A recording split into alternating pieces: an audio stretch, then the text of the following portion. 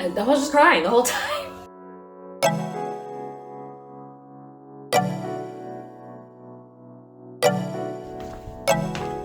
Whew. Okay. I feel like this has become the official storytelling chair. How do you feel about that, y'all? How do y'all feel about this? Because I'm really thoroughly enjoying sitting in my chair, in my cozy chair, and doing these videos. Anyway, please don't mind the leggings. I just really couldn't bring myself to put on jeans today. It just wasn't gonna happen. So hopefully you can't see the leggings, but you probably will at some point because I'll probably be moving shenanigan myself. So anyway, y'all probably came here to hear about whether or not I grew a third eye after the second infusion.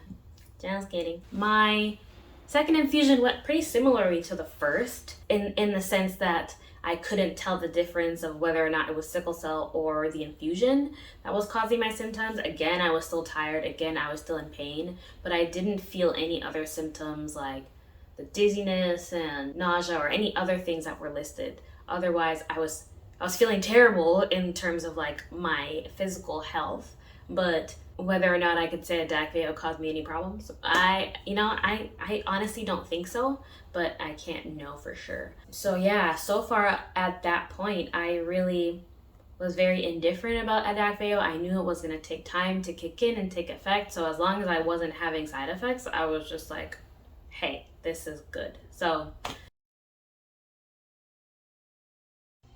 hello y'all. So this is Editing Christelle in all of her glory. So the next few clips are, well, it's not a few clips. So the next clip is going to be me sort of explaining the rest of the infusion appointment, not just the infusion side effects themselves.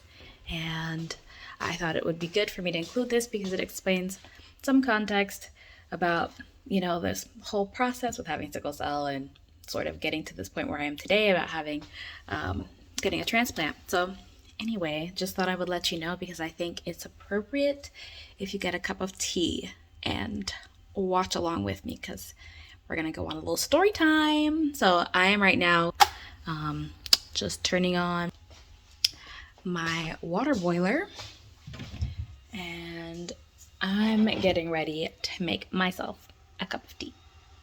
So go ahead and join me.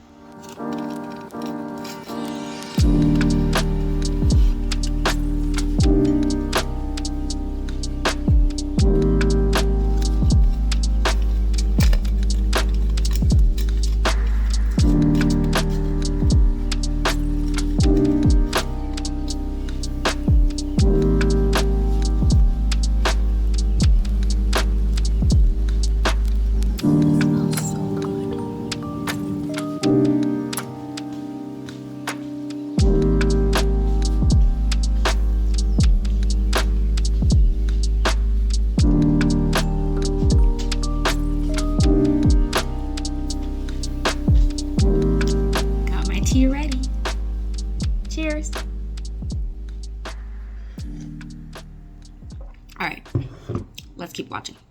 So for those of you who know me, you'll know that I've been dealing with sickle cell disease all of my life, but more recently, over the past 5 to 6 years, I've had an increasingly difficult time, dealing with sickle cell. And currently, I've been in pain every single day for over 11 months, and Thanksgiving Day will make a full year of being in pain. And this is a sarcastic smile for those of you who are gonna be like, why are you smiling?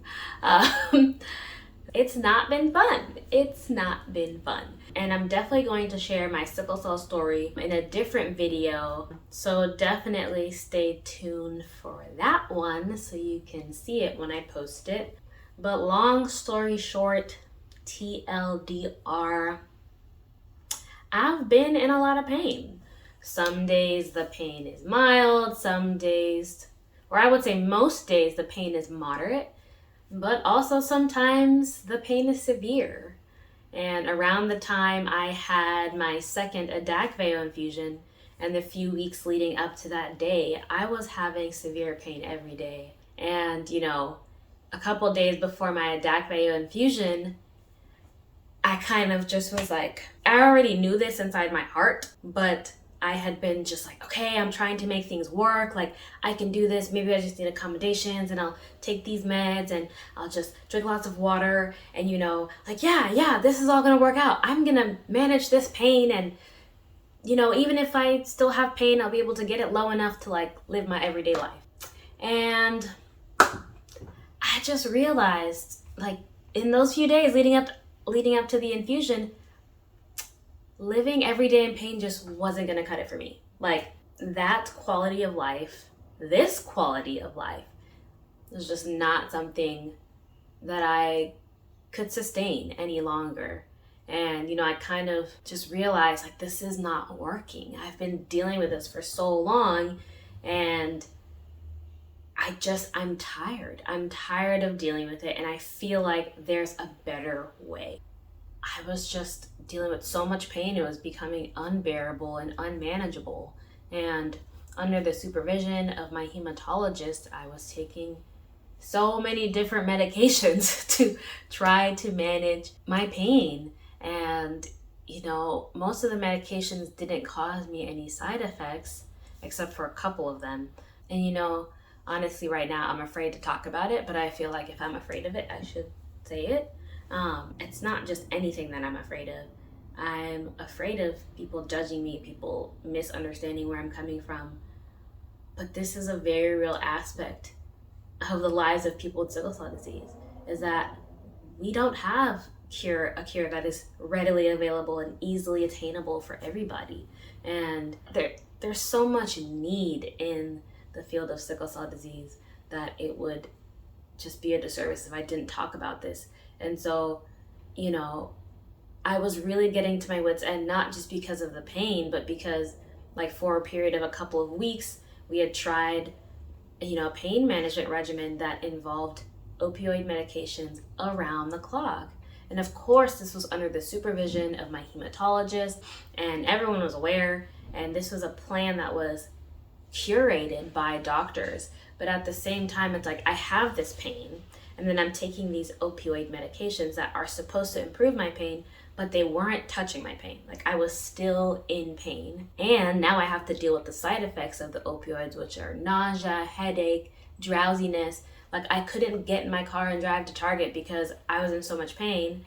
And if I was like, okay, maybe I'll try to reduce the pain by taking the opioids, I still can't drive to Target because now I'm under the influence of a medication that I cannot use a vehicle for. And so it was this vicious cycle of being in pain, staying in pain, and then also feeling completely miserable while taking opioids. And so there's so much research that, anyway, I'm gonna get into the discussion about opioid use and, being accused of being a drug seeker, and,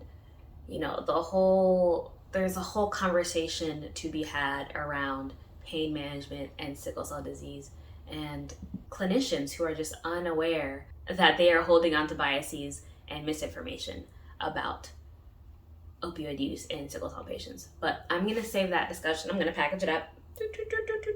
We're going to save it for another day. So I was just really at my wit's end because I knew that wasn't the life I wanted to live.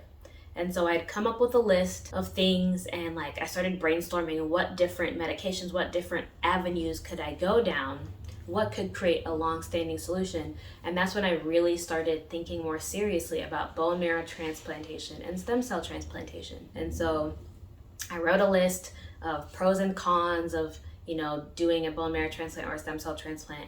And I felt like I'd really thought it through. I'd done a lot of research, and I sent that information to my hematologist. So that day when I went to see my doctor before my second infusion, I was sort of expecting a balanced conversation about transplantation in sickle cell patients. And I don't want to talk too much about what happened or like specifics in the visit, but let's just say that conversation, it wasn't very balanced. And I was disappointed. I was hurt. I felt invalidated. And I know, sorry, someone just walked by. I know that my hematologist cares about me. I know that my doctors care about me. But in that moment, being told that you know, bone marrow transplantation wouldn't be the right thing for me. It's not time yet. I just need to give things more time. I felt sad because I felt like I had given so much time. Like, it's been years where I've been having pain on end for months at a time, and now this year was the longest time frame. You know, I was sad. I was disappointed, I was hurt, I was angry. And so honestly, like, the camera did not come out. I wasn't even thinking about it. I cried during the visit, and I cried a lot during the visit. And so when I left the visit, I cried more in the bathroom, and then I tried to wipe my face. I washed my face with cold water, and I was like, okay, I can do this. And then I went to the infusion center, and I tried to be all normal and happy like I normally am, and I just couldn't do it. And so I was crying again, and I was just crying the whole time. So yeah, there were no recordings of me, thank goodness, because y'all don't want to see that. Or, you know, maybe you do. You like the snot look, because that's what was going on. And so yeah, I wasn't feeling it that day. After my infusion appointment, thank God, I had made plans with one of my really good friends, Mel, or Melinda, I call her Mel, and her husband Steven. And I went to their place, and she made a delicious dinner. They let me talk, they let me cry. It was just good to be with them and have something to do after the appointment, and also to catch up on their lives. Like, there's so much we hadn't talked about. I hadn't seen her in years, so it was really good. And I think that, you know, if it wasn't for them, I just would have gone home and like cried, or like gone somewhere and bought a corn dog and eaten it and cried. So crying would have been inevitable, but you know, at least I wasn't by myself, and I had them to talk to. And I think, you know, speaking about being by myself, that was one of the harder things too. I go to the hospital by myself all the time. Like, I'm not bothered about being admitted. I'm not bothered about going to appointments. Like, I can go to the hospital by myself any single day. Like, I'm used to that. Not because my parents or my family don't love me. It's just that if I'm there at the hospital for weeks, you know, a week or days on end, you know, they come see me for a little bit, but then I spend most of the day by myself. And I'm totally okay with that. But that day, you know, at the second infusion, it was just one of those days where, like, I wish I had someone with me, because I just feel like I couldn't advocate for myself the way I wanted to. I felt like I had made all my points, but still I wasn't being heard. And so, you know, it was just hard to like say that, have it not being heard, feeling invalidated, and then knowing that I'd just be in more pain, and then having no one to like really reframe it. And my brother's so good at that. Like, he knows how to like really make my points heard from a different perspective. And I was just sad to be alone that day. And so it was just really nice to be with my friends. So yeah, that was my experience. That was like my experience about the whole appointment and the second infusion. Stay tuned and check in for my story about the third infusion. This time I do have some clips, thank Lord, but still weren't that many. I was still getting used to vlogging and pulling out my camera. And so now I'm a little bit more comfortable, and I'm trying to push myself out of that comfort zone. So I'll see you next week when I tell you about my third Adakveo Infusion experience. All right, toodles!